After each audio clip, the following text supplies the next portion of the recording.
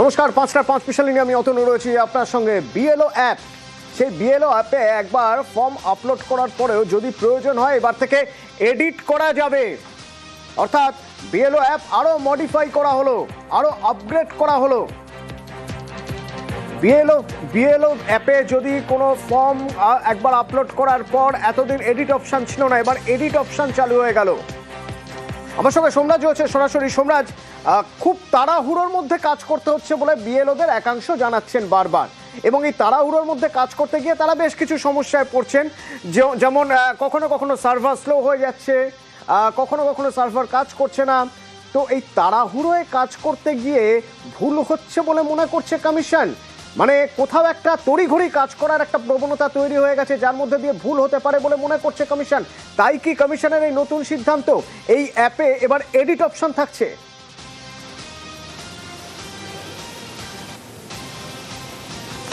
দেখো, কি কারণে এই সিদ্ধান্ত সেটা কমিশনের তরফে এখনো স্পষ্টভাবে না বলা হলেও প্রথমত লাগাতার বিভিন্ন রাজনৈতিক দলের তরফে অভিযোগ, বিএলও অ্যাপে বুথ লেভেল অফিসাররা যে এসআইয়ের ফর্ম আপলোড করছেন এবং ডিজিটাইজড করছেন, সেই অ্যাপে যে ফর্মগুলি তারা করছেন সেই ফর্মগুলিতে কোথাও না কোথাও গলদ রয়েছে, এই সংক্রান্ত অভিযোগ একাধিক রাজনৈতিক দলের তরফে রয়েছে।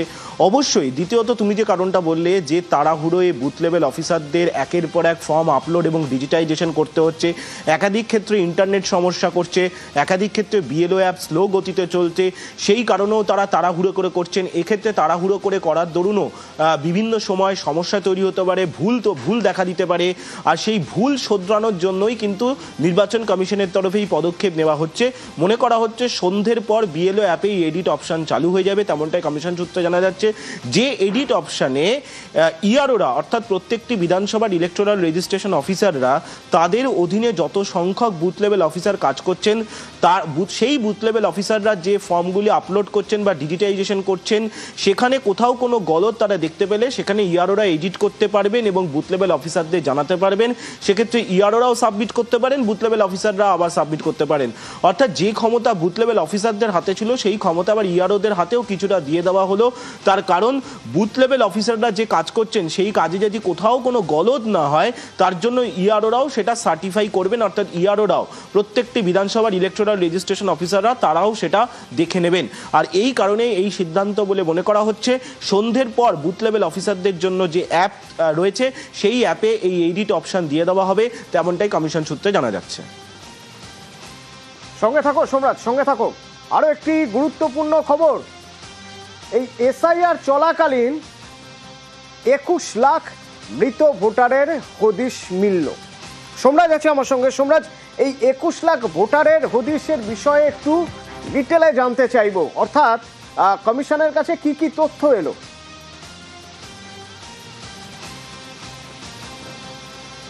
দেখো, কমিশন কিন্তু এসআইআর প্রক্রিয়ার অধীনে যবে থেকে ফর্ম আপলোড এবং ডিজিটাইজেশনের প্রক্রিয়া শুরু হয়েছে, যবে থেকে বিএলওরা এই তো কাজ শুরু করেছেন, তবে থেকেই কিন্তু মৃত ভোটারদের তালিকা প্রস্তুত করার নির্দেশ কমিশনের তরফে দেওয়া হয়েছিল। গত শনিবারের বৈঠকেও রাজ্যের মুখ্য নির্বাচনী আধিকারিক মনোজ কুমার আগরওয়াল স্পষ্ট নির্দেশ দিয়েছিলেন যে মৃত ভোটারদের তালিকা প্রস্তুত করে দ্রুত তা আপলোড করতেই হবে, এবং কেন সময় লাগানো হচ্ছে তা নিয়েও সওয়াল করেছিলেন রাজ্যের মুখ্য নির্বাচনী আধিকারিক। আজ সকাল 8টা পর্যন্ত মৃত ভোটারদের যে তালিকা এখনো পর্যন্ত প্রস্তুত হয়েছে, সেখানে দেখা যাচ্ছে রাজ্যে এখনো পর্যন্ত মৃত ভোটারের সন্ধান পাওয়া গেছে 21,05,369, যার মধ্যে উত্তর কলকাতা এবং দক্ষিণ কলকাতায় সব থেকে বেশি পার্সেন্টেজ অর্থাৎ শতাংশের নিরিখে। তার কারণ উত্তর কলকাতায় যত ভোটার রয়েছে তার মধ্যে দেখা যাচ্ছে 6.74% উত্তর কলকাতায় মৃত ভোটারের সন্ধান পাওয়া গেছে। দক্ষিণ কলকাতায় যত ভোটার রয়েছে তার মধ্যে দেখা যাচ্ছে 5.93% দক্ষিণ কলকাতায় মৃত ভোটার রয়েছে। এছাড়াও জেলা ভিত্তিক পরিসংখ্যানও তৈরি করছে কমিশন। সেই জেলা ভিত্তিকে দেখা যাচ্ছে, বিশেষ করে তুমি যদি মুর্শিদাবাদ জেলা দেখো, সেই মুর্শিদাবাদ জেলাতেও দেখা যাচ্ছে এখনো পর্যন্ত ডেথ ভোটার মোট ভোটারের নিরিখে 1.55%। মালদা জেলায় দেখা যাচ্ছে, মালদা জেলা যদি ধরি, মালদা জেলায় দেখা যাচ্ছে মৃত ভোটারের সংখ্যা মোট ভোটারের অনুপাতে 1.66%। আবার দক্ষিণ দিনাজপুর জেলায় দেখা যাচ্ছে মৃত ভোটারের সংখ্যা মোট ভোটারের অনুপাতে 4.63%। ফলত মৃত ভোটারের যে সংখ্যা সেই সংখ্যা প্রতিনিয়ত বাড়ছে রাজ্যে। গত শনিবার পর্যন্ত ছিল 18 লাখ, আজকে সকাল 8টা পর্যন্ত তা বেড়ে দাঁড়ালো 21 লক্ষেরও বেশি। এবং কমিশনের আধিকারিকরা বলছেন যে এই সংখ্যা আরও বাড়বে এবং সেই কারণে আজও ফের রাজ্যের বিভিন্ন জেলাশাসক তথা ডিস্ট্রিক্ট ইলেকশন অফিসারদের নির্দেশ দেওয়া হয়েছে এই মৃত ভোটারদের তালিকা প্রস্তুত করতে আরও সক্রিয় হতে হবে এবং সেই তালিকা আরও নিখুঁতভাবে তৈরি করে আপলোড করতে হবে, এমনটাই সিও দপ্তরের তরফে নির্দেশ দেওয়া হয়েছে বলেই কমিশন সূত্রে খবর। ধন্যবাদ।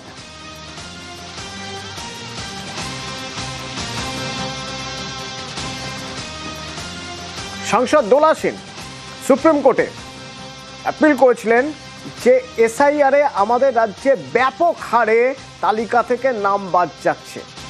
তো সে প্রসঙ্গে যখন জানতে চাওয়া হলো তখন নির্বাচন কমিশন হলফনামা দিল। এই হলফনামায় কি আছে জানবো। আমার সঙ্গে মৈত্রেয়ী রয়েছেন। মৈত্রেয়ী, নির্বাচন কমিশন কি মানছে যে আমাদের রাজ্যে ব্যাপক হারে ভোটার তালিকা থেকে ভোটারের নাম বাদ যাচ্ছে?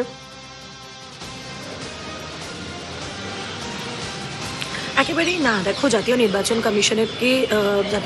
কমিশনকে একটি হলফনামা দিতে বলা হয়েছিল 1 ডিসেম্বরের মধ্যে সর্বোচ্চ আদালতের তরফ থেকে। সেই হলফনামায় জাতীয় নির্বাচন কমিশন তারা জানিয়েছে এই যে প্রচুর সংখ্যক ভোটারের নাম বাদ যাওয়ার যে বিষয়ে আশঙ্কা প্রকাশ করা হচ্ছে সেটি কোট অ্যান্ড কোট অতিরঞ্জিত করে তথ্য তুলে ধরা হয়েছে। এটা জাতীয় নির্বাচন কমিশনের তরফ থেকে দাবি করা হয়েছে এবং তার সঙ্গে সঙ্গেই তারা এই অভিযোগও করেছেন যে নির্দিষ্ট রাজনৈতিক স্বার্থে এই তথ্য অনেক বেশি বাড়িয়ে বলা হচ্ছে। সাংবিধানিক এখতিয়ার কতটা রয়েছে জাতীয় নির্বাচন কমিশনের এই এসআইআর করার ক্ষেত্রে, সেটা নিয়েও প্রশ্ন তোলা হয়েছিল দোলা সেনের যে আবেদন ছিল সেখানে, এবং সেখানেই তারা স্পষ্টতই জানিয়ে দিয়েছে যে TN Seshan versus union of ইন্ডিয়ার একটি মামলার যে রায় এবং তার সঙ্গে সঙ্গে যে সাংবিধানিক অধিকার তাদের রয়েছে সেই পরিপ্রেক্ষিতে দাঁড়িয়ে তারা স্পেশাল ইন্টেন্সিভ রিভিশন করতে পারেন এবং সেটা তারা বিভিন্ন সময়ে তারা সেই এসআইআর করে এসেছেন। ফলে এই মামলার যে শুনানি রয়েছে আগামী 9 ডিসেম্বর এবং সেই দিনই কিন্তু এই বিষয়টা আরও স্পষ্ট হয়ে উঠে আসবে যে জাতীয় নির্বাচন কমিশনের তরফ থেকে হলফনামায় যা বলা হচ্ছে এবং তার সঙ্গে সঙ্গে আদালতের সামনে কী কী বক্তব্য আরও পেশ করা হচ্ছে এই বাংলার এসআইআর নিয়ে। অতনু, ওইতে আরও একটি বিষয় আজ সুপ্রিম কোর্টে, আরও একটি বিষয়, তা হলো হিন্দু বৌদ্ধ খ্রিস্টানরা তারা বাংলার স্পেশাল ইন্টেন্সিভ রিভিশনকে চ্যালেঞ্জ করে তারা সুপ্রিম কোর্টে গিয়েছে। কেন? তাদের কি বক্তব্য?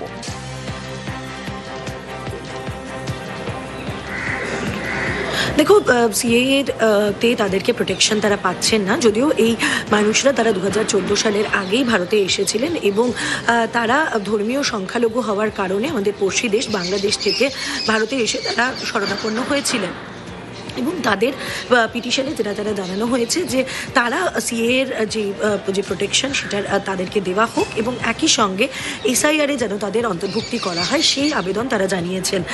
সর্বোচ্চ আদালতের তরফ থেকে সর্বোচ্চ আদালতে প্রধান বিচারপতির বেঞ্চে আজকে এই মামলার শুনানি ছিল এবং প্রধান বিচারপতি সূর্যকান্ত তিনি এই বিষয় নিয়ে আলাদা করে খুব মন্তব্য না করলেও তিনি এটা বলেছেন যে প্রত্যেকটি কেস টু কেস ভিত্তিতে নাগরিকত্বের বিষয়টি খতিয়ে দেখার বিষয় রয়েছে এবং ধর্মের ভিত্তিতে আলাদা করে কোনো বাড়তি সুযোগ সুবিধা পাইয়ে দেওয়ার ক্ষেত্রেও বেশ কিছু নিয়ম কানুন সেটা খতিয়ে দেখার জায়গা আছে।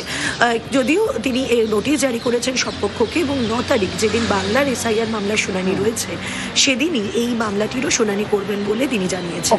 ধন্যবাদ।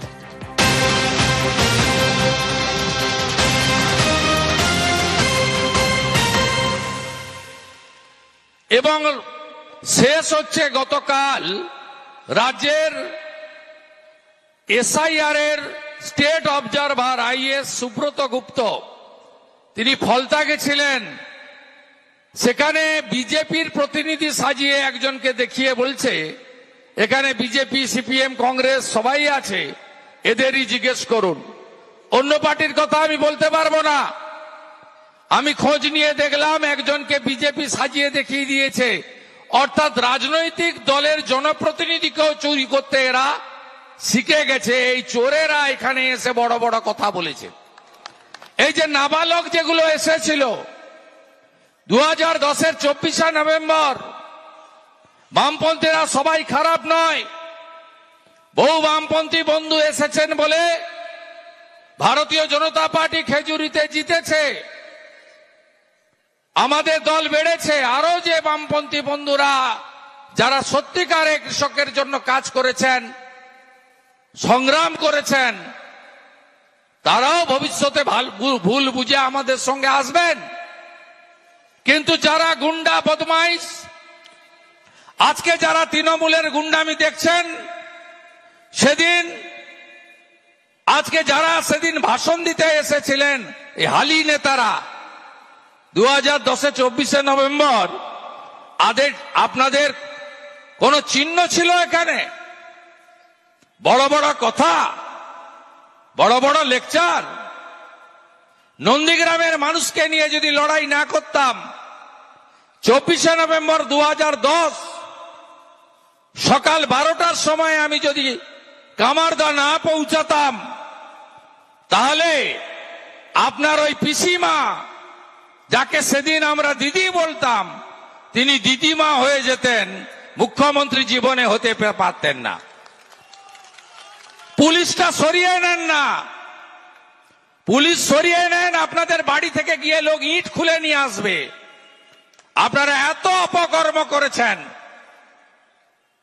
শুধু চুরি নয়, যেখানে যত ধর্ষণ, অত্যাচার, গণরেপ, সব জায়গায় তৃণমূল কংগ্রেস তার গুন্ডারা।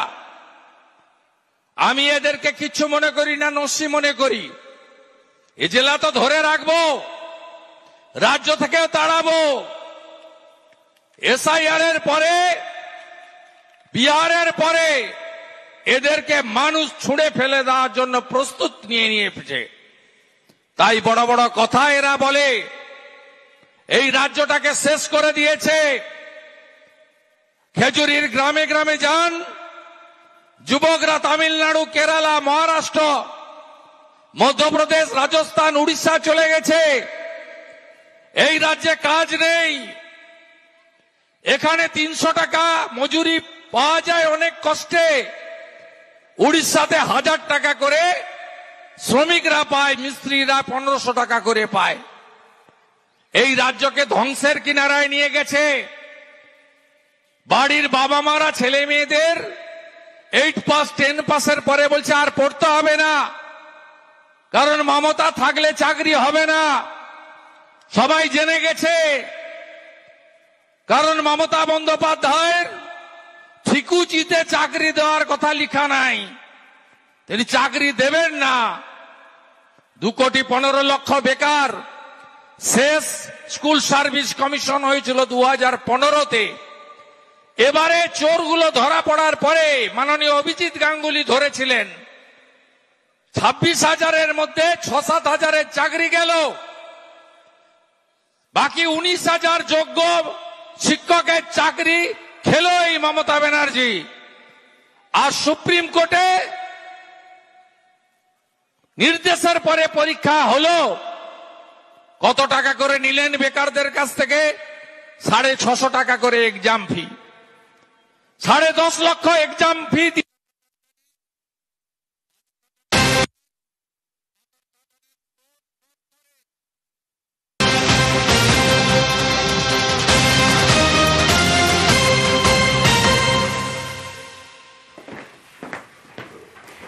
আজ থেকে শীতকালীন অধিবেশন শুরু হলো পার্লামেন্টে। তো এই শীতকালীন অধিবেশন শুরুর আগে প্রধানমন্ত্রী নরেন্দ্র মোদী কি বললেন? বিরোধীদের কটাক্ষ করে বললেন, সংসদ ডেলিভারি করার জায়গা, সংসদ নাটক করার জায়গা নয়, নাটক করার জায়গা অন্যত্র। শুনুন। ड्रामा करने के लिए जगह बहुत होती है, जिसको करना है करते रहें। यहाँ ड्रामा नहीं, डिलीवरी होनी चाहिए। जितने नारे बुलवाने वो पूरा देश खाली पड़ा है। जहाँ पराजित होकर के आए वहाँ बोल चुके हो, जहाँ अभी पराजय के लिए जाने वाले हो वहाँ भी बोल दीजिए। यहाँ तो नारे नहीं, नीति पर बल देना चाहिए। नेशन बिल्डिंग के लिए कुछ सकारात्मक सोच भी होनी चाहिए। सदन को या तो चुनावी का वार्मिंग अप के लिए उपयोग किया जा रहा है, या तो पराजय की बौखलाहट कर निकालने के लिए उपयोग किया जा रहा है। कि पिछले 10 साल से ये जो खेल खेल रहे हैं, देश स्वीकार नहीं कर रही इन पद्धतियों को। अपनी निराशा और अपने पराजय में सांसदों को बलि मत बनाइए। বিহার ভোটের পরে এই প্রথম অধিবেশন বসছে। বিহারে জয়ে শান দিয়ে বিরোধীদের নিশানা করলেন মোদী। বিহারের হারে নাকাল কয়েকটি বিরোধী দল কটাক্ষ করে তিনি বলছেন পরাজয়ের হতাশা সংসদে টেনে আনবেন না, বার্তা দিলেন বিরোধীদের। विपक्ष भी अपना दायित्व निभाएं, चर्चा में ऐसे मुद्दे उठाएं, मजबूत मुद्दे उठाएं, पराजय के निराशा में से बाहर निकल करके आए। और दुर्भाग्य है कि एक आध दो दल तो ऐसे हैं कि वो पराजय भी नहीं पचा पाते। बिहार के नतीजे इतना समय हो गया है तो अब थोड़ा संभल गए होंगे, लेकिन कल जो मैं बयानबाजी सुन रहा हूं उनकी, तो उसे लगता है कि पराजय ने उनको परेशान करके रखा है। लेकिन मेरा सभी दलों से आग्रह है, पराजय की बौखलाहट का वो मैदान नहीं बनना चाहिए। এই অধিবেশনে এসআইআর নিয়ে বিরোধীরা চাপ বাড়াতে পারে, তাই তার আগে থেকেই নিজেদের তরফে অবস্থান স্পষ্ট করে দিচ্ছেন নরেন্দ্র মোদী। অল আউট অ্যাটাকে যাচ্ছেন যখন তিনি বলছেন যে নাটক করবেন না বিরোধীরা, সংসদ নাটক করার জায়গা নয়, তখন বিরোধীরা বলছেন সাধারণ মানুষের কথা বললে তা নাটক হয়ে যায়, বরং সাধারণ মানুষের কথা যদি আটকানো হয় তাহলে তাই নাটক।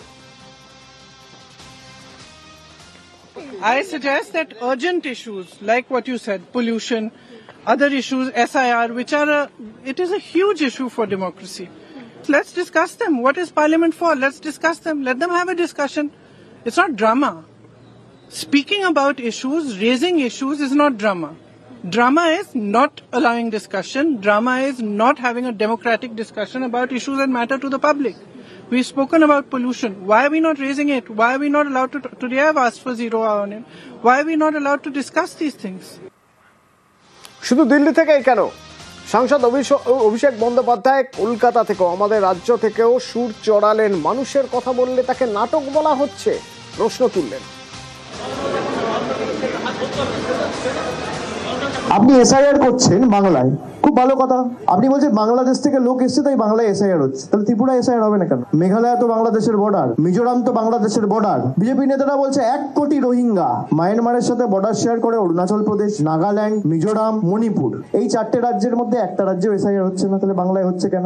লজিকটা তো বলতে হবে। এবার সে নিয়ে যখন পার্লামেন্টে ডিসকাশন চাওয়া হচ্ছে বলছে বিরোধীরা ড্রামা করছে। বাংলার মানুষকে মৃত্যুর মুখে ঠেলে দিয়ে খালি আপনাদের রাজনৈতিক স্বার্থ চরিতার্থ করতে পুরো ইউনিয়ন গভর্নমেন্টের মেশিনারিকে ব্যবহার করে নামিয়ে দিচ্ছেন। তা আজকে এই যে 40 জন মারা গেছে, যারা তাদের মৃত্যুর জন্য নির্বাচন কমিশনকে দায়ী করেছে, প্রধানমন্ত্রী তাদেরকে বলছে ড্রামা। পাশাপাশি বিজেপিকে চ্যালেঞ্জ করলেন অভিষেক বন্দ্যোপাধ্যায়, চ্যালেঞ্জ করলেন যে বিজেপি বলেছিল এসআইআর করলে বিজেপির সুবিধা হবে, তো এই ভোটে তৃণমূলের আসন সংখ্যা বাড়বে, আর যদি তা বাড়ে তাহলে ক্ষমা চেয়ে 7 দিনে বকেয়া বরাদ্দ মেটাতে হবে বিজেপিকে। চড়া শুরু অভিষেকের। যারা বলছে যে এসআইআর হলে তৃণমূলকে দেখা যাবে না, তৃণমূলকে পাওয়া যাবে না, আর তৃণমূলের ভোট শতাংশও বাড়বে, আসন সংখ্যাও বাড়বে। তৃণমূলের যদি আসন সংখ্যা না বাড়ে আপনারা যা শাস্তি দেবেন অভিষেক বন্দ্যোপাধ্যায় মেনে নেবে, আর তৃণমূলের যদি আসন সংখ্যা বাড়ে আমরা কোনো শাস্তি দেবো না। মাথা নিচু করে ক্ষমা চেয়ে বাংলার 2 লক্ষ কোটি টাকা 7 দিনে বিজেপি নেতাদের ছাড়তে হবে। চ্যালেঞ্জ অ্যাকসেপ্ট করুন। 2 লক্ষ কোটি টাকা যেটা বাংলার অধিকার, প্রাপ্য পাওনা, এটা কারোর মামার টাকা না, বাবার টাকা না, দাদুর টাকা না, ঠাকুরদার টাকা না, পৈতৃক সম্পত্তি না।